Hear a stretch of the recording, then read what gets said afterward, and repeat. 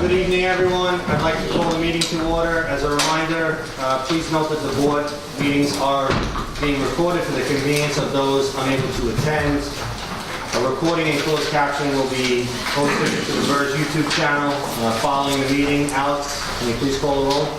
Peter Calandrella. Present. Isaac Carmignani. Thank you. He's here. Yeah. Emil Chacon. April Chapman. Jose Davila. Deborah Dillingham. Natalie Green-Giles. Here. Thank you. Michael Kraft. Here. Thank you. Vanessa Leon. Here. Thank you. Gary Lennon. Here. Thank you. John Merritt. Here. Thank you. Donald Nesbitt. Yes. Thank you. Lindsay Oates. Here. Thank you. Lori Pavester. Shannon Wade. Here. And Nicolina Zaria Barista. Have a quorum? Okay. First order of business is calendar item number 1, noting the minutes of the meeting of the Board of Education Retirement System held on February 27, 2019. The minutes have been previously provided to the board via the SharePoint site. May I have a motion to consider the minutes from the February 27th board meeting? Thank you, Shannon. Second? Second. Thank you, Donald. Please raise your hands if you vote to approve the minutes. Any opposed? Any abstentions? 3 abstentions. The motion carries. Next on the agenda is the Executive Director's update. Sandy, would you like to share any remarks with us? I'm going to run through these quickly because we do have a lot on our plate. Just to remind people, we have a Disability Committee meeting tomorrow, 2 p.m., 65 Court Street. Peter Calandrella is our chair there. We expect a quorum. New office space acquisition, we've actually come to basic terms on financials for 50th floor of 55 Water. We're looking to retain a lawyer to negotiate the sublease. Over the next 2 or 3 months, I expect that to be done and we'll begin moving in. And I expect it'll be behind us later this year by November, December, one of these, hopefully. Some interesting information, fund returns. They'll be posted at the SharePoint site. We just got them from BAM in the last 48 hours, but for fiscal years 17 and 18, our fund was up 15.3 and 10.3% respectively. That was pretty soundly beating our benchmark. It's very good news. For the fiscal 18 year-to-date, 6 months, as of December 31st, fund was down 4.3%. The full analysis, and it's about 30 pages, will be posted to SharePoint. I encourage you to take a look at it. We recently posted an RFP for our investment book of record project. You'll hear from Antonio later in our meeting about that. We have a number of RFPs that are coming, but that'll be the next board meeting. We'll talk about those. Mayor's Office of Pension and Investments hosted a risk seminar Tuesday. That was yesterday, right? Yeah. Days are flying. We had some trustees there. Those trustees won the 3rd round risk mitigation maximum return challenge case study. We got first place. Excellent job. Excellent job. Some information about NCPERS. We have at least 3 trustees who have been asked to be included in the May 18th to 22nd NCPERS conference and educational seminars. Remember that the educational seminars are the weekend, 18th and 19th. I encourage you to consider it. This is something you pay for. It's in Austin, Texas this year, and the sessions are quite valuable. Isaac is actually going to graduate out of their graduate program this year. He's highly committed. That's great. Thank you very much. Auto enrollment is hot legislation again in Albany. It is unclear what will happen, but some of the language has been changed, and it's quite possible it will become law this year. So you'll probably see some optionality in the budget proposals you'll be seeing in the next few months, depending on that legislation, and we're hopeful. DC 37 and Local 372 is pushing very hard for this. We think it's very important. Keep going. Keep reminding them. It's easy. You can never tell a politician too many times what he needs to do. Never. Or she. It's okay. Or she. I'm sorry. All politicians. And then finally, I'm going to close by handing the presentation over to Josiah. Josiah Rodriguez is our acting Deputy Director of Operations. We have promised to give you updates on backlogs, and in your your green file folder is some information summary. Josiah, would you please discuss this with the trustees? Good afternoon, ladies and gentlemen. I'm going to keep it short. As Andy said, the agenda today is pretty full. If you're looking at the report, this is a report that we're able to pull from some shared report trackers that we've developed over the last couple of years. And this is a report of cumulative pending applications at the end of every month. We also track the production of the staff and we track the incoming applications. But what this is showing is what remains at the end of every month after whatever applications we've received for that month and what the staff has processed for that month. I do want to make a distinction between a backlog and pending applications due to day-to-day business. So we may have pending applications that are not considered backlogs. If a member applies for a loan application, let's say 2-3 weeks in advance prior to their eligibility for that loan, that is not a backlog. It's instead of us rejecting the loan and inconveniencing the member, what we do is we hold the loan application for a couple weeks and it sits in our trackers as pending record, but that is not a backlog. A backlog is when we have pending requests, pending applications for an unreasonable duration. And so this is just a progress report on what the staff has been able to do over the last 6 months on our backlogs. Currently, we have 20 SharePoint trackers that are implemented, but this report is only showing 8 trackers that affect our members financially. Either they affect funds going out to the members or funds coming in that members are paying BERS, they enroll, or they're purchasing service credit purchase, SCP. And where we are today, we've reduced the backlog 42% over the last 6 months. Even though we have made a substantial amount of progress, the staff and myself, we are not happy where we are today. We do not feel that this is acceptable. But just to give you where we are where we were 2 years ago. So as the backlogs were progressively increasing over the last 18 months, we have made a substantial progress on the backlogs. Based on the current projections that we have with the additional staffing vacancies that we haven't filled yet, we have 8 more in operations. We project that we will eliminate these application-driven backlogs by the end of this calendar year. And to conclude, we are planning on developing more trackers to monitor non-application-driven backlogs. So we have systematic backlogs where members haven't applied for a benefit, they're not aware of the benefit, but we know members are eligible to transfer out or they're eligible for a refund, and we're going to start managing those processes. We're developing the trackers, we're going to develop dashboards, facilities, and those are going to be processed a little differently, where we're going to investigate the eligibility, the amounts, we're going to reach out to the members, we're going to inform them that they're eligible for these benefits, and just give them clear expectations so they can make a decision on how they want to receive these benefits. And that is all. And I'll just add that operations over the last 18 months has made very significant improvements in how they manage, track, monitor, and execute. And Josiah's done a great job with the last 3 months. 12 headcount operations. Yep. Also. Good. I didn't hear what Daniel said. We had 12 headcount operations really drove most of us. That is correct. Most of those vacancies, though, were backfilling positions that went to the Blossom Project or the CPMS project. So I want to say I'm quick to speak up in Ryan Sandy and Daniel when I feel like something is off. So I want to be among the first to say, job well done on this. I think when I first joined the panel, there was discussion about stuff like the backlog explicitly taking several years to sort of catch up or to be redressed, and the progress that you're demonstrating over the last 6 months really speaks volumes. So good job, guys. Anything else, guys? Any other questions? All yours. One question, how many outstanding positions are still open?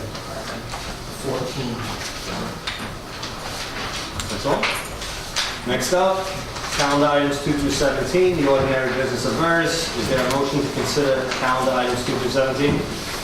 Thank you, Shannon. And a second? Thank you, Pete. Alex, can you please tell us about the ordinary business of BERS? Sure. These are all the retirements, refunds, and death benefits processed by the system since the last time the board met. Thank you, Alex. We will now vote on these items. Please raise your hand if you vote to approve calendar items 2 through 17. Any opposed? Any abstention? Motion carries. Next up, calendar item 18, amendment to the administrative budget for fiscal year 2019. Can I have a motion to consider this item? Thank you, Michael, and a second. Thank you, Vanessa. JD, can you tell us about this item? The request that we made is really to reduce the PS budget by 1.4 million, remove the funds in order to cover, to the capital budget in order to cover velocity. So, this was the e-vote you guys did last month, reducing the PS budget to cover the changes of the option factor required by the OA, as well as moving forward to including CPMS. So that's basically what this covers, and also the hosting of WASP. No new expense, just shifting money. Any other questions? Okay. Thank you, guys. Let's vote. All in favor, please raise your hands. Any opposed? Any abstentions? Motion carries. Next item on the agenda is calendar item 19, authorization to amend an agreement with Vitech Systems Group Incorporated to provide computer consulting services to the Board of Education Retirement System. Can I have a motion to consider this item? Thank you, Vanessa. And a second, John. Thank you so much. Alex, can you please tell us about this? Sure. You all know about this. This is the 12-week extension to the services agreement developing the Velocity project. Okay, any questions, Alex? Thank you, Alex. Let's vote. All in favor, please raise your hands. Any opposed? Any abstentions? We have one abstention. The motion carries. Next item up, calendar item 20, authorization to amend an agreement with Gary Tunnicliffe and Jack Ziegler LLC to provide project management services to BERS. Can I have a motion to consider this item? Vanessa, and a second, Shannon. Alex, can you tell us about this resolution? Sure. This follows up on the previous item. GTJZ LLC is project manager for the Velocity project. With the extension of the Velocity project, we're requesting permission to extend project management so that we have continuity throughout the conclusion of the project. I have a question. Forgive my ignorance, but it would be very helpful for me to get an overview in a sense, because I feel like I'm frequently seeing extensions for these two consultants. And it's making me a little nervous. And I need to understand why. So can someone explain to me why? In particular, this extension ties directly to the OA's influence on our Velocity program, right? So we're responding to the OA's changes that reflects... The actuarial changes that Sharon... The actuarial changes that reflects into our Velocity project contract, which you just voted on. The parallel contract with GTJZ, it affects that, extends that out a number of months, and it ties back to the budget reallocation of PS money to this project in order to cover those expenses. So these three resolutions are tied together, and it's basically a response to requirements directed by the Office of the Actuary. And we have, so historically in CPMS, we had a series of project extensions and dollar cost increases. Scope changes. You know, to actually, I would not compare these two. Okay. CPMS project cost increases were related to problems in CPMS. Problems caused by legislation which created Tier 6. Staffing issues we wouldn't commit. Data corruption that we discovered. Problems related to some administrative infighting in the organization over the question of CPMS. So Velocity's been on track. Yeah, CPMS. Yeah, this is different. You just, if you can't answer this is fine, but do we see a point where we would be able to sunset our consulting because Velocity and Lytec are sole service providers. Does that make that sense? I do not They're see pretty that close. occurring. Yeah. Me personally, I don't want to dive back into this day-to-day level. Yeah. And it would take like me and Alex and a lot of other people to get legally more involved. And I think that would hurt the organization as a whole, frankly. We don't have the depth of experience to both do our business and prepare for the next evolution of the business. We just don't. And if we hired someone to do that, I don't know that we would keep them after the project. So it's actually a convenient thing to be able to contract it out with someone we can say goodbye at the end. And we did do RFP for project management Velocity, and GTJZ were the lowest cost. We had some members that twice the cost of them. So, I mean, I want to be fair, right, and equitable. So Natalie can tell you because she was on and perhaps Isaac and Peter, they were on the call with me for the panel, right? And so I gave a vendor a good run because I didn't understand why we were spending money, right? And I understand that I've heard you loud and clear, and I also don't want to interrupt the project, but I think that you all need to be very, very cognizant of the optics.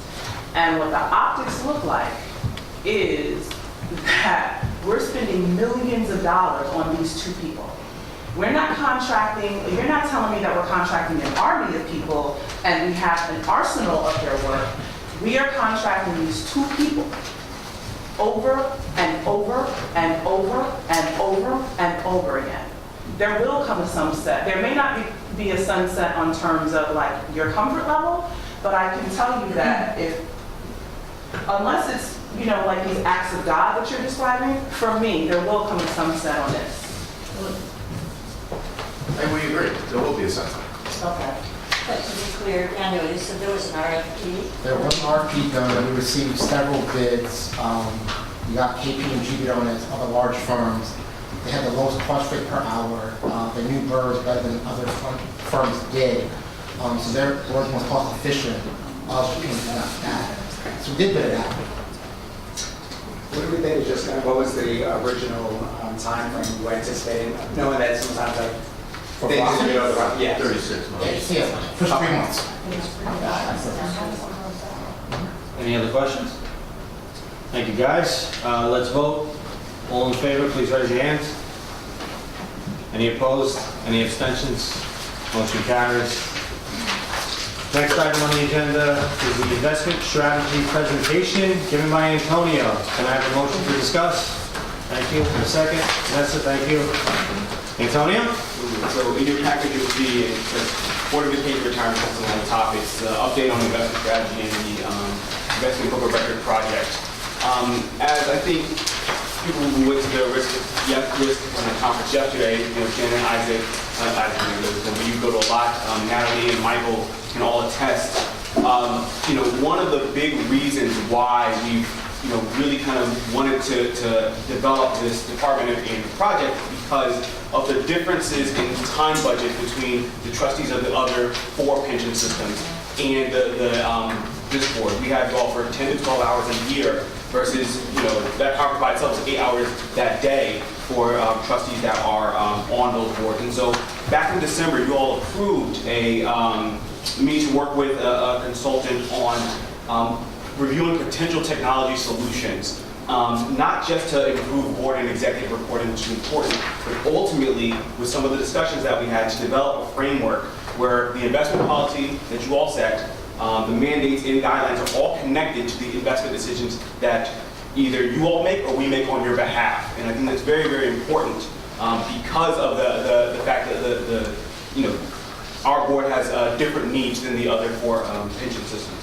And so to date, we've worked with this Golden Kardashian LLC to use the following the bullet points in this write-up. So we've looked at the overall vision. We've mapped the investment data sources coming from the Bureau of Asset Management, from the investment consultants and our custodian. We've identified some of the information bottlenecks in what would be either suitable solutions or in cases where we wouldn't have a streamlined solution, workarounds. And you'll get a full report on this April 17th, which will talk about some of those issues. In addition, we reviewed kind of the landscape that both in kind of added either analytics, document management, data integration coming from the variety of sources, and research workflow.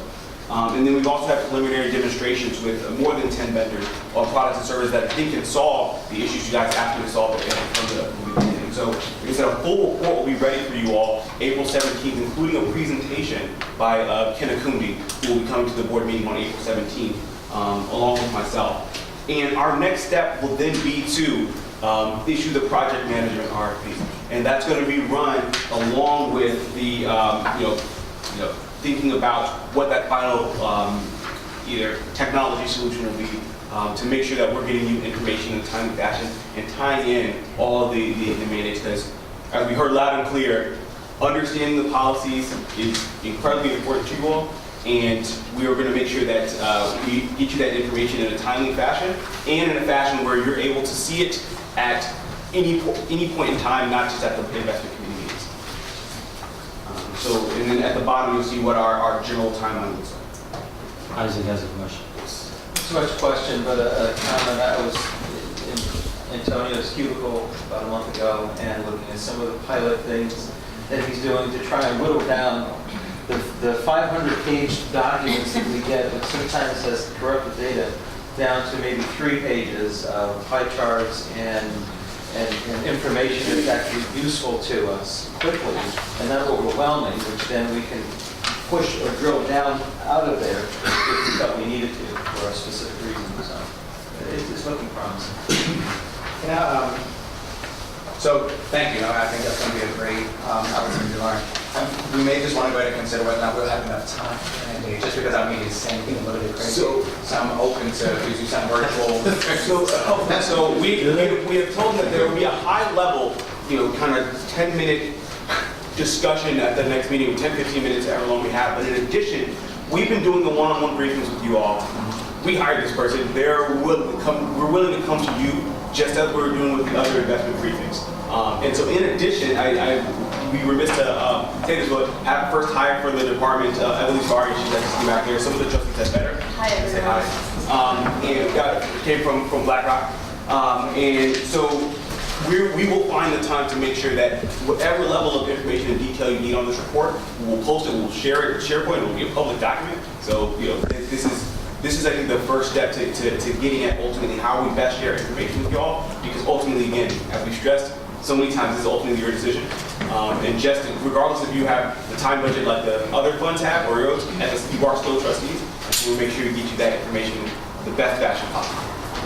I just want to echo one of the things that he said, and also thank Natalie, because I attended that meeting specifically because of something she had said at a prior panel, at a prior board meeting, and it was that going to these events was helpful, and it was immensely helpful. And in addition to the briefings, for those who can make it, I would strongly recommend that you, if it's possible, to prioritize making time for it. Like Natalie was explaining to someone that, we were attending at an opportunity cost because we, could have been doing other things with our time, right? But here's the thing that I think I just want to echo and underscore and highlight. It was eye-opening, even though I know this, it was eye-opening that I'm sitting next to the fireman who is invested in that actual pension. Across from me was the police officer who actually is a police officer sitting in that meeting. And hearing the comments that they made, they thought very different than we talk about thinking, because it's their money. I was sitting next to 2 people away from the TRS guy who represents my money, right? And so I was like, yes, everything he's saying, right? We need to care about other people's money. And the only people sitting at this table right now, and one, I think the alternate is somewhere over there, that represent this pension, are 2 votes on this, I don't know how many person board. Alex, I understand from a brief conversation with Sandy, there's not really much we can do about that because of New York State law, I guess, how the thing is written. So we are gonna have to, you know, we've made the sacrifice, we made the decision that we were gonna do this, and I know some of us, it's like, oh, by the way, the thing that is, oh, by the way, we need to sort of prioritize a bit more, because this is people's money we're talking about. But we need to meet you halfway. And that's, I think that's the lesson, that we need to meet you halfway. And that means that you're prioritizing, we're prioritizing giving you that information in the best way possible, because the 600 pages, not going to do for you guys. And so we need to meet you either halfway, three-quarters way, but we will do that. That's what we're committed to doing. Thank you. So I guess I'll just offer for those that were on the road a lot of times, so something virtual is something we Yeah. would consider as well. We've been discussing the virtual. Podcasts, yes, webinar. Okay. Any other questions? Thank you, Antonio, and thank you, Shannon. Okay, next item is investment items that should be in executive session. Can I have a motion to enter executive session? Vanessa, in a second, Tom. Thank you so much. All those in favor? Any opposed? Any abstentions? Motion carries. All right, we are now in an executive session. Please turn the camera off. We're back in public session. Alex, can you report on the board's actions during executive session? Sure. During executive session, the board voted to adopt the following 5 items. Calendar item 22, adoption of the investment consultant's recommended portfolio for U.S. equity small cap portfolio of the Board of Education Retirement System. Calendar item 23, authorization of the controller of the City of New York to add U.S. small cap managers to a pool for potential future use. Calendar item 24, authorization of the controller of the City of New York to add U.S. small cap finalists to a pool for potential future use. Appendix A. Calendar item 25, authorization of the controller of the City of New York to add U.S. small cap managers to a pool for potential future use. Appendix B. And calendar item 26, authorization of the controller of the City of New York to commit a portion of the real assets portfolio. The board also voted against calendar item 21, adoption of the controller's recommended portfolio for U.S. small cap manager portfolio construction. And finally, the board also discussed a personnel matter as well. Thank you, Alex. Next up is calendar item 27, adoption of the actuary's fiscal year 2018 reimbursement calculation resulting from Chapter 41 of the laws of 2016. Can I have a motion to consider this item? Thank you, Vanessa. Thank you, Deb. Sherry, can you give us some background on this? Sure thing. So Chapter 41 of 2016 allows members to purchase service that they serve in military time and to purchase the service to be used in the pension benefits calculation. So according to Tier 6 legislation, when there is a pension circular that affects statewide public employees, the state pays for it and should be reimbursing the retirement systems for it. So this calculation is just to let you guys know how many people purchase the service and how much the service costs, so that the executive director can send a voucher to the state to ask for this reimbursement back to the BERS. In this fiscal year, in the fiscal year 2018, there are 6 individuals that purchased 14 years of service. After they paid their portion for the service, the net cost to BERS was $144,000, and their resolution.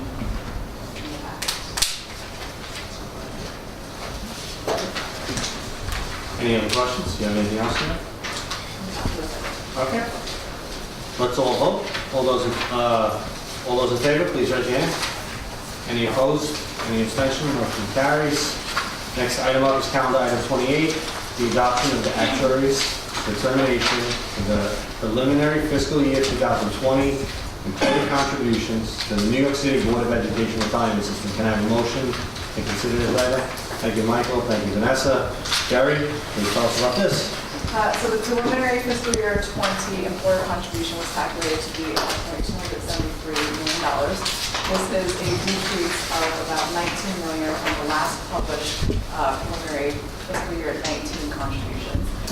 Most of that, actually, if you recall, last month you guys adopted the new assumptions and methods.